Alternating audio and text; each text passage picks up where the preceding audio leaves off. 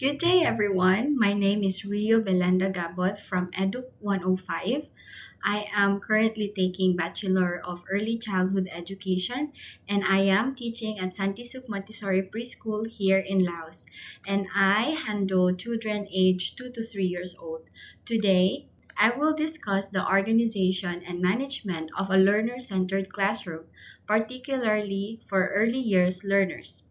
We will explore different forms of classroom organization, learner-centered roles and responsibilities, and the role of discipline in supporting meaningful learning.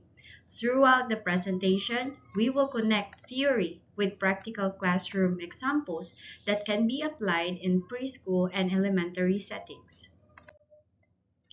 At the end of this presentation, participants will be able to describe the forms of learner-centered classroom organization, explain learner-centered roles, routines, and responsibilities, and discuss the role of discipline in learner-centered classrooms, apply learner-centered management strategies in early year settings. Our focus is not only understanding the concepts, but also learning how to implement them effectively in real classroom situations. So let us begin. What is a learner-centered classroom? A learner-centered classroom is an environment where learners actively participate in their learning process while teachers serve as facilitators and guides. So this is according to Wimmer 2013. Here are the key characteristics of a learner-centered classroom: active participation, collaboration, choice and voice, hands-on experiences, and respect for individual differences. So active participation means learners are directly involved in the learning process rather than simply listening to the teacher. So children engage by asking questions, sharing ideas, exploring materials, solving problems, making choices, and working with others. So this is according to Bonwell and Eason 1991. In a learner-centered classroom, active participation encourages children to become responsible for their own learning and helps develop critical thinking, communication, and social skills. So, for example, instead of the teacher explaining the parts of a plant, children observe real plants, touch the leaves, examine the roots, and discuss their observations with classmates. Through this hands-on experience, children actively construct their own understanding. So according to Jean Piaget, 1952, children learn best when they are actively doing, exploring, and interacting rather than passively receiving information. So we will go to collaboration. So collaboration is the process of working together with others to achieve a common goal, solve a problem, or complete a task. In a learner-centered classroom, children learn by sharing ideas, helping one another, and participating in group activities. So this is according to Vygotsky, 1978. So for example, children work together to build a tower using blocks. So they discuss ideas, take turns, and cooperate to complete their structure. Yeah, so according to Lev Vygotsky, 1978, children learn not only from the teacher, but also from interacting and working with their peers, right? Okay, next is choice and voice. So, choice and voice means giving learners opportunities to make decisions about their learning and express their ideas, opinions, and interests. In a learner-centered classroom, children are encouraged to participate in decision making and take ownership of their learning experiences. So this is according to Mitra 2004.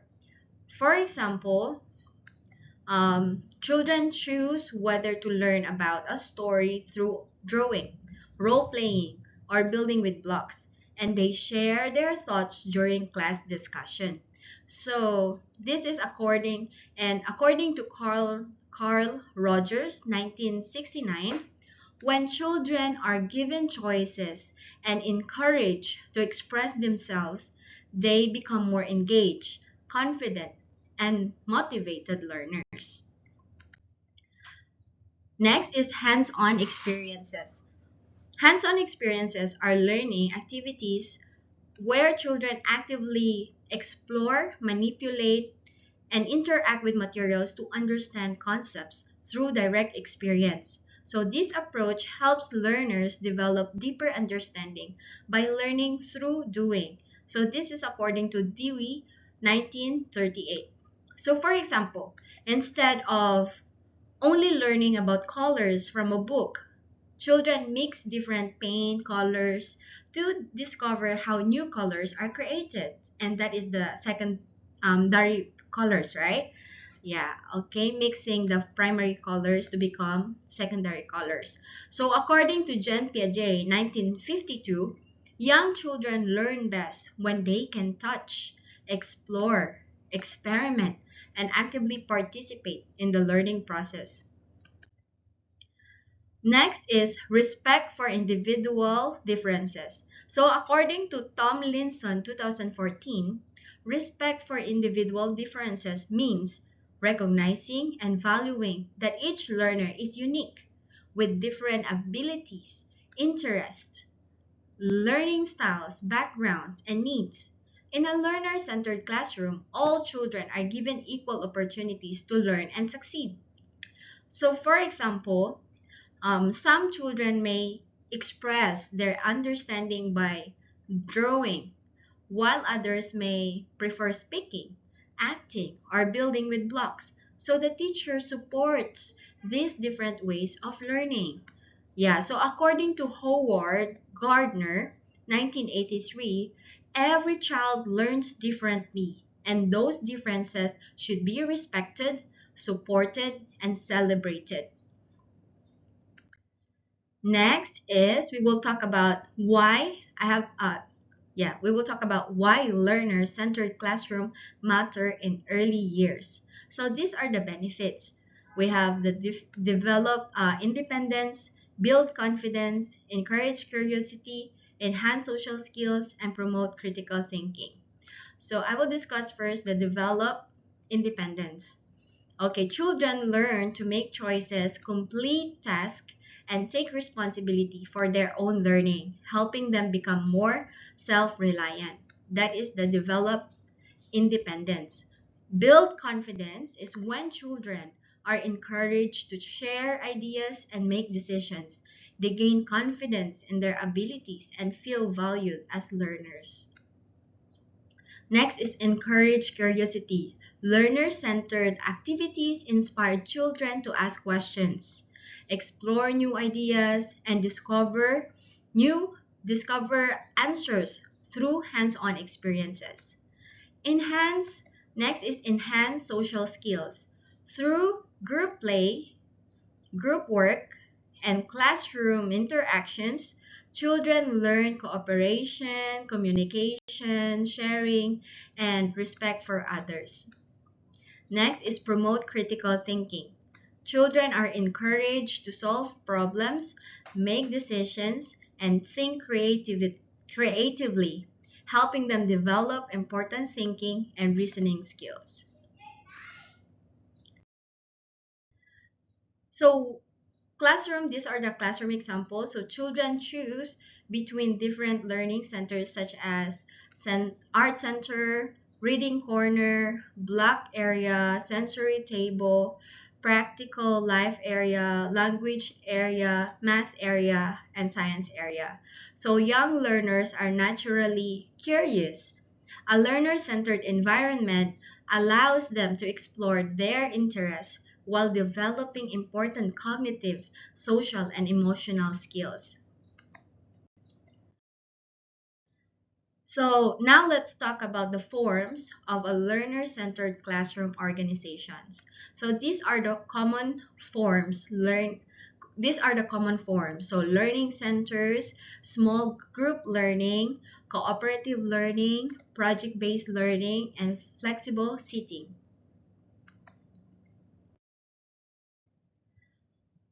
So let's talk about learning centers. So according to Epstein 2003, learning centers are areas designed for a specific learning experiences where children can explore, practice skills, and engage in hands-on activities at their own pace.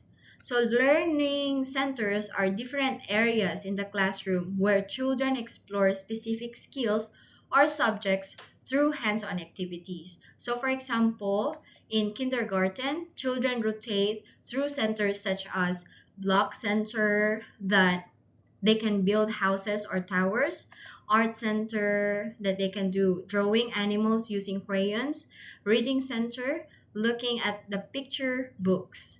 So for elementary example, for example, grade 3 students rotate through reading center where they are answering comprehension cards, science center observing plant parts with magnifiers, and writing center creating a short story about animals.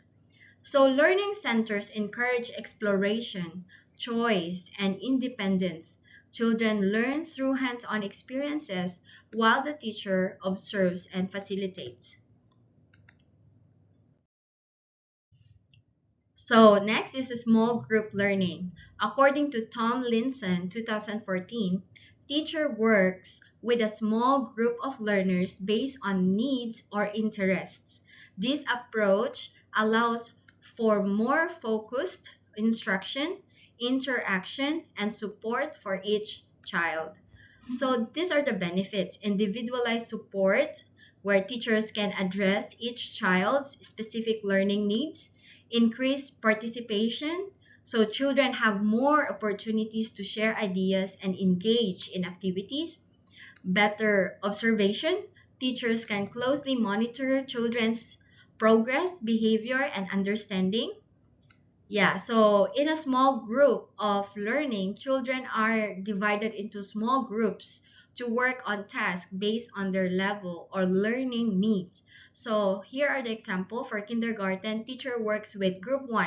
So they have three groups. So group 1 identifying letters, group 2 matching pictures and words, group 3 storytelling using picture cards. Yeah, and for elementary example is grade 5 groups. For example, grade 5 groups. So we have group A, solving multiplication problems, group B, reading and summarizing a passage, group C is vocabulary building exercises. So small groups allow teachers to tailor instruction according to children's developmental levels.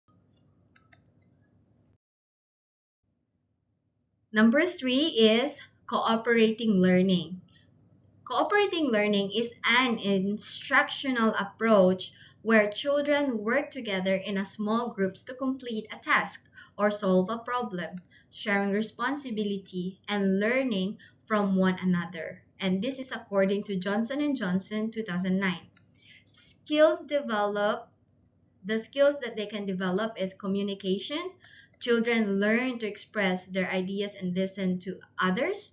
Sharing, they practice taking turns and sharing materials and responsibilities. Next, problem solving. Children work together to find solutions and make decisions. Next is teamwork. They develop the ability to cooperate and achieve a common goal. Yeah, so those are the benefits. And example, children work together to build a mini city using blocks, sharing roles like builder, arranger, and decorator. So that is for kindergarten. Um, for elementary, students work in groups to create a poster about environmental protection, dividing tasks like drawing, writing, and presenting. Yeah, so even young children can learn cooperation through structured group activities. So I have a question. So, what cooperative activity have you successfully used with young learners? So, maybe you can come back to me and answer this question. Yeah, so next is number 4, project-based learning. So, according to Thomas 2000, project-based learning is a form of learner-centered classroom organization in which children investigate real-life topics over time, engage in inquiry, and create meaningful product based on their learning experiences. So for example, for kindergarten, the project is My Family. So what they're going to do is draw family members, share family photos, talk about family roles. So for elementary is the project is Save the Environment. So what the activity that they're going to do is research recycling, create posters, present solutions to classmates. So project allow children to connect learning with real life experiences while developing inquiry skills. Okay, and next is flexible seating. Is a form of learner-centered classroom organization where students choose where and how they sit in order to support comfort, engagement, and effective learning. This approach encourages student independence and helps create a more active and comfortable learning environment. So this is according to Steelcase Education 2014. For example, for kindergarten, children choose to sit on floor mats, small tables, reading cushions. So in Montessori, we're doing this one. So we give them option where they want to sit or staying. So elementary example is student um, choose to sit in bean bags for reading, standing desk for writing, or group tables for collaboration. So the benefits of this is increases engagement, increases engagement, where children are more focused and interested in learning when they are comfortable. Next is supports movement. It allows children to move naturally, which can improve attention and participation. Next is encourages autonomy. So children develop decision-making skills by choosing sitting that best meets their needs. So young children often learn better when they can move comfortably and choose spaces that fit their needs. So learner-centered classrooms can be organized in several ways. So the goal is always to maximize participation and engagement while addressing children's diverse learning needs. Next, so let's go to learner-centered roles, routines, and responsibilities. So importance of this is a learner-centered classroom balances freedom with responsibility. While children are given choices and opportunities to explore, they are also guided to follow routines and take responsibility for their actions and learning. So this is according to Wimmer 2013. In this type of classroom, children learn independence, accountability, and self-management. So independence, doing tasks on their own with minimal adult help or assistance. So next is accountability, taking responsibility for their behavior, work, and materials. So self-management is controlling their time, actions, and emotions appropriately. So structure is still necessary in learner-centered classrooms. Routines and responsibilities help children feel secure and capable. So learner-centered roles, these are assigned classroom jobs that help children feel responsible, involved, and connected to their learning environment. These roles support active participation, cooperation, and a sense of ownership in the classroom community. This is according to Epstein, 2003.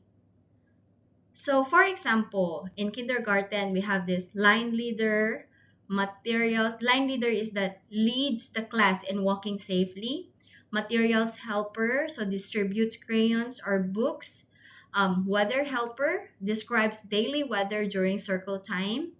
And we also have this cleanup helper, so assist in organizing toys. And for elementary examples, classroom librarian, where they are the assigned who organizes books, attendance monitor, assist teacher in checking attendance, the group leader guides group activities, board cleaner keeps the board ready for use.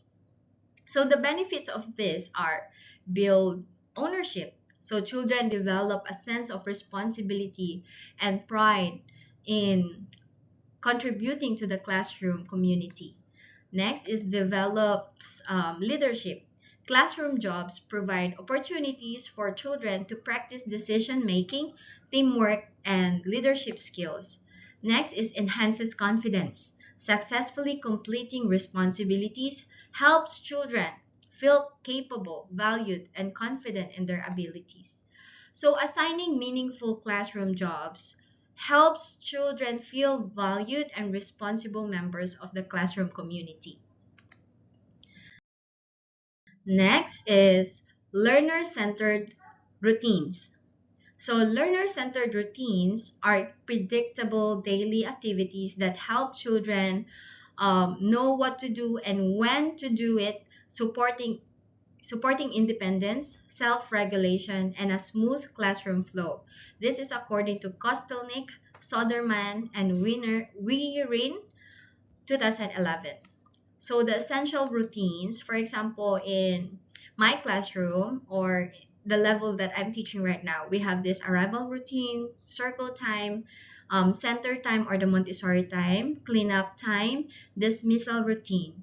Yeah, so, but it still have more than that. So kindergarten examples, for example, morning routine, so where they can greet the teacher, put the bag away, and circle time. So learning center rotation, schedule, so this is our Montessori time, and clean up song before transitioning, and goodbye circle at dismissal. So for elementary, so the example is that morning greeting and announcements, rotating subject stations or centers, independent work time with timer, reflection or journal writing before dismissal. So young children thrive on predictable routines. Visual schedules help them understand expectations and transition smoothly. Next is learner-centered responsibilities.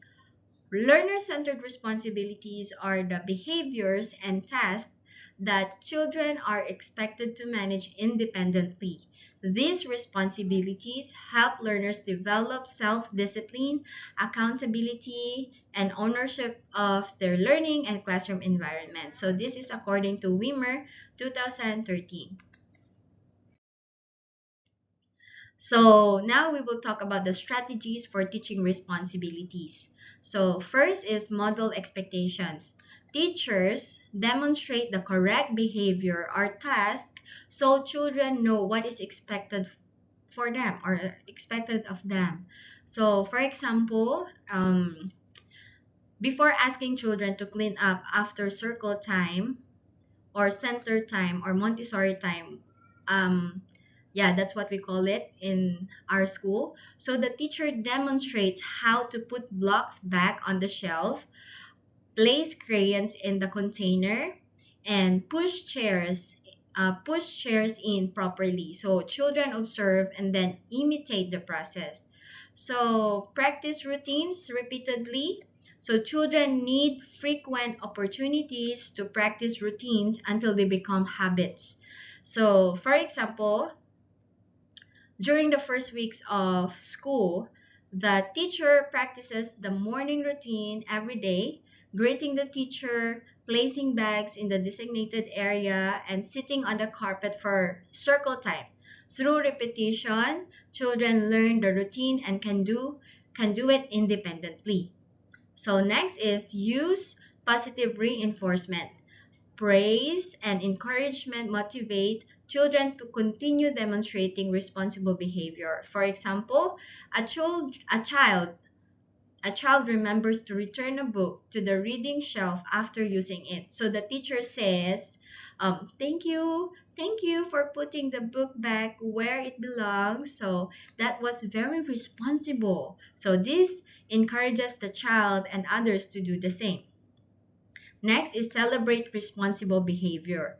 Recognizing children's efforts and achievements helps build confidence and encourages them to make responsible choices. So, for example, at the end of the week, the teacher recognizes children who consistently completed their classroom jobs and followed routines. So, the class applauds their efforts, and the teacher says, thank you for helping keep our classroom organized and ready for learning.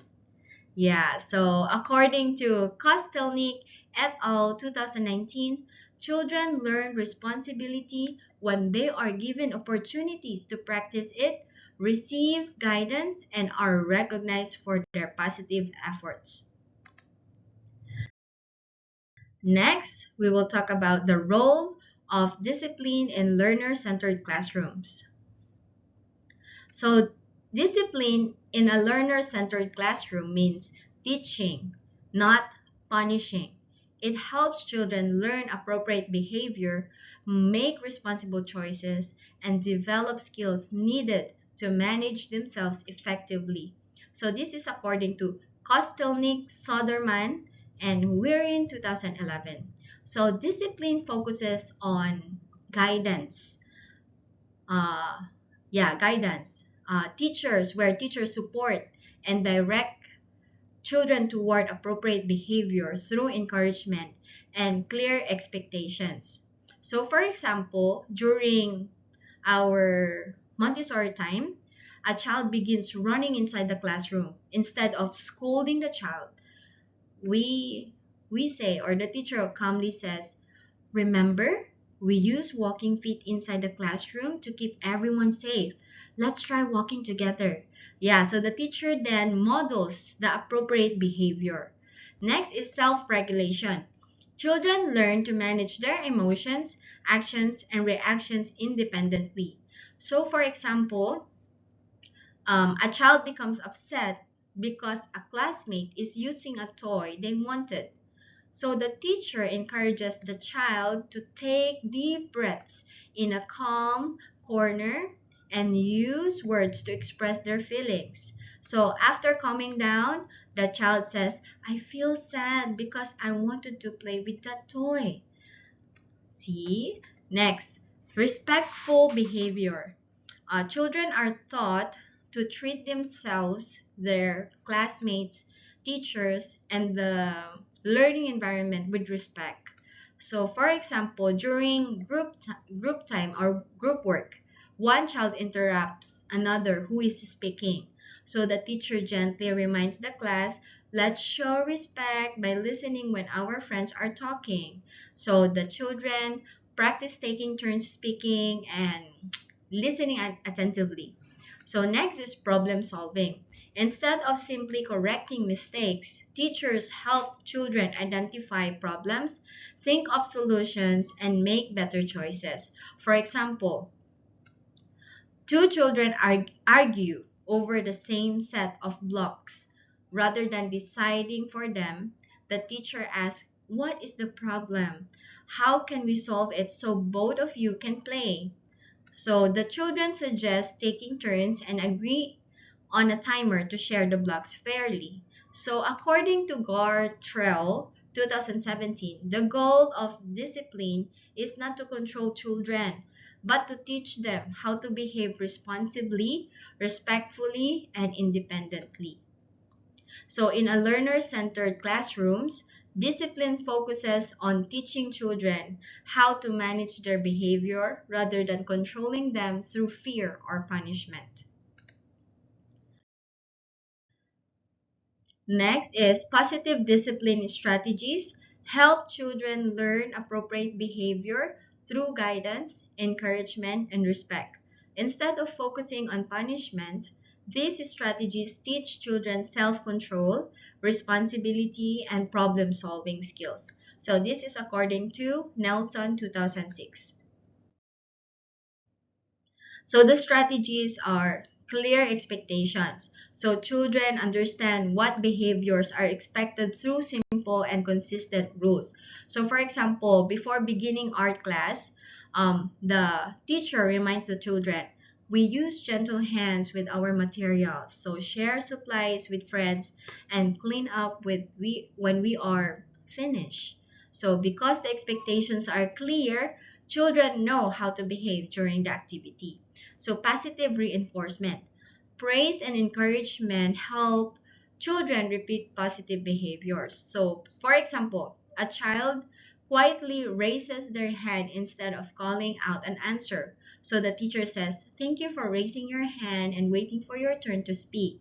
That shows respect for your classmates. So these encouragements or encourages this encourages other children to follow the same behavior. So, redirection. Teachers guide children toward appropriate behavior when they make mistakes. So, for example, a child begins throwing blocks during playtime. Instead of saying, stop throwing blocks, the teacher says, blocks are for building. If you'd like to throw something, let's use the softballs in the play area. Next is logical consequences. Children experience consequences that are directly related to their actions, helping them learn responsibility. So, for example, a child spills water while rushing during a pouring activity. So, the teacher calmly says, water spilled on the table, so let's get a cloth and clean it up together. So the child learns that accidents can be fixed by taking responsibility. Next is problem solving discussions. Teachers help children think about problems and find appropriate solutions. So, for example, um, two children both want to use the same puzzle. So the teacher asks, what can we do so both of you have a chance to use the puzzle? So the children will suggest taking turns and together they decide to use a timer to make sharing fair.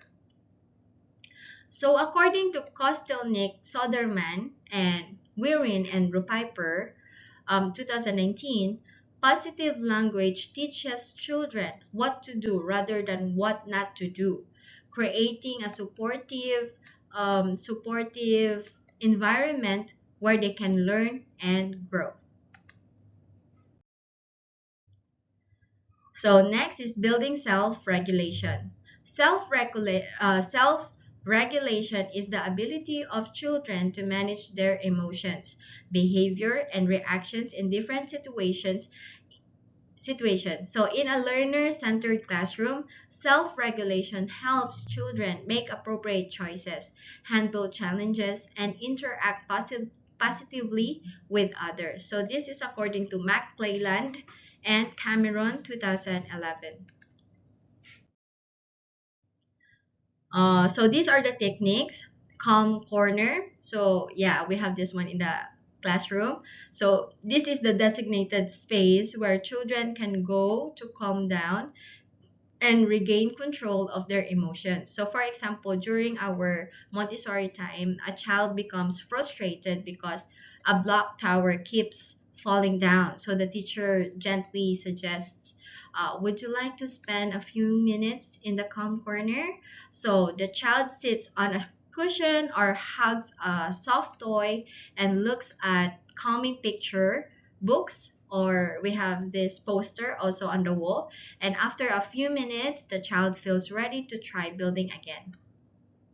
So next is breathing exercises. Simply breathing activities help children relax and manage strong emotions or feelings. So, for example, is that before a class presentation, some children feel nervous. So the teacher leads the class in balloon breathing. So by saying, let's pretend we're blowing up a big balloon. So breathe in slowly and breathe out slowly. Yeah, and also you can use smell the flowers and blow the candles. Yeah, so the children become calmer and more focused. So emotion cards, visual cards help children identify and express their emotions. So for example, after snack time, child seems upset. So the teacher shows emotion cards with faces showing happy, sad, angry, and worried feelings. So the child points to the sad card and explains, "My friend didn't want to play with me." So this helps the teacher understand and support the child.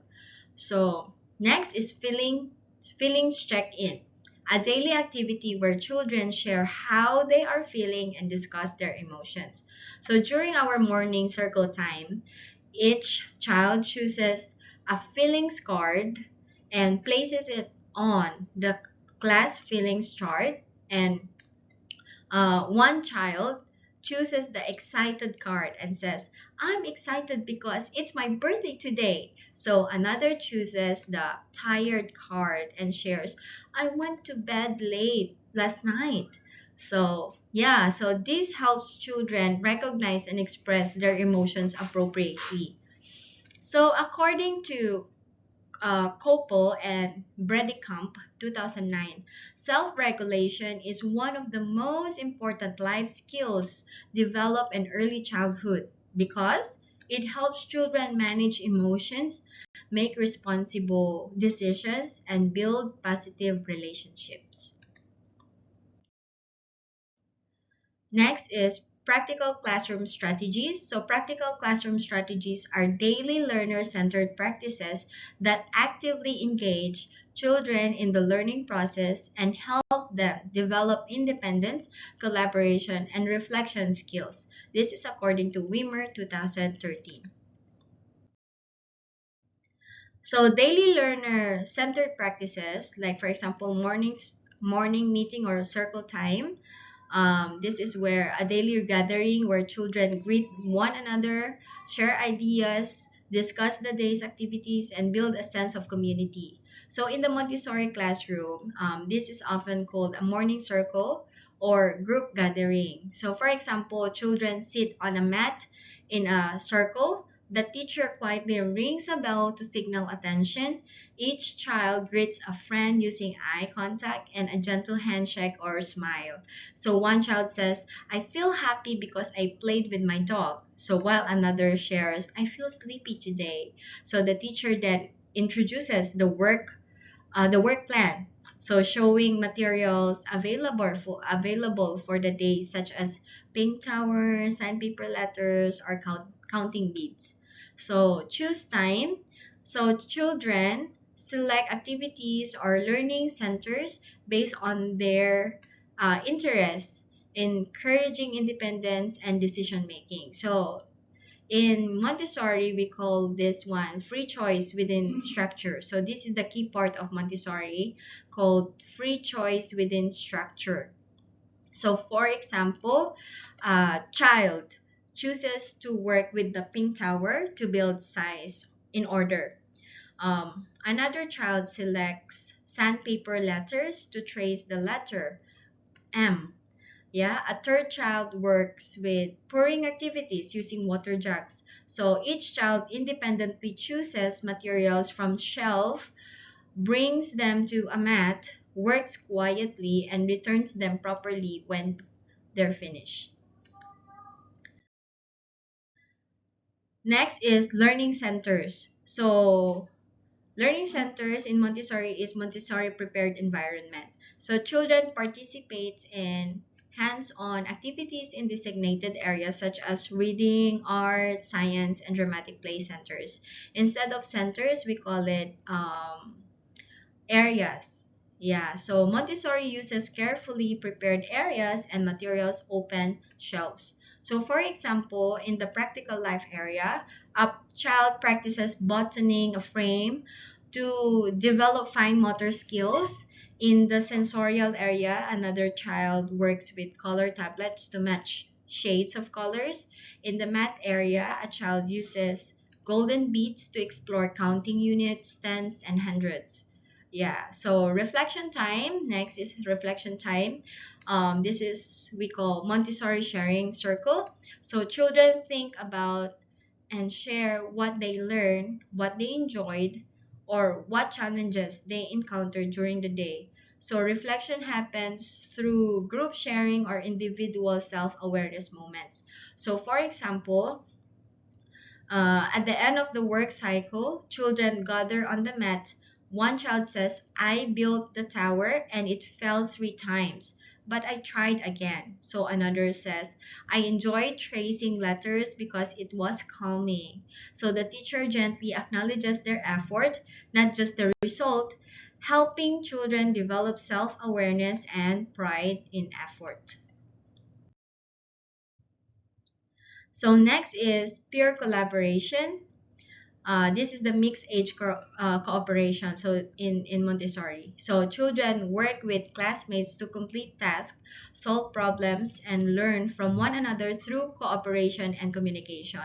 So Montessori classroom encourages natural peer teaching and cooperation.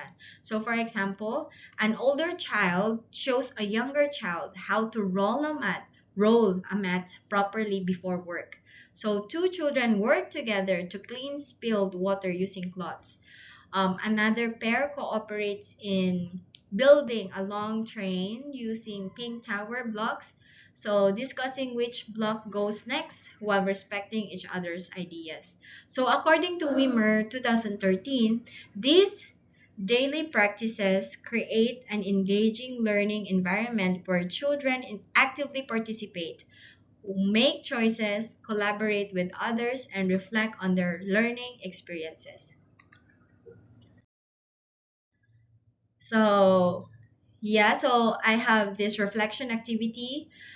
Think, pair, share. So you can take a moment to reflect on your current practices and identify one actionable improvement. So, yeah, so for conclusion, learner-centered classroom focus on active engagement where children learn by doing, exploring, collaborating.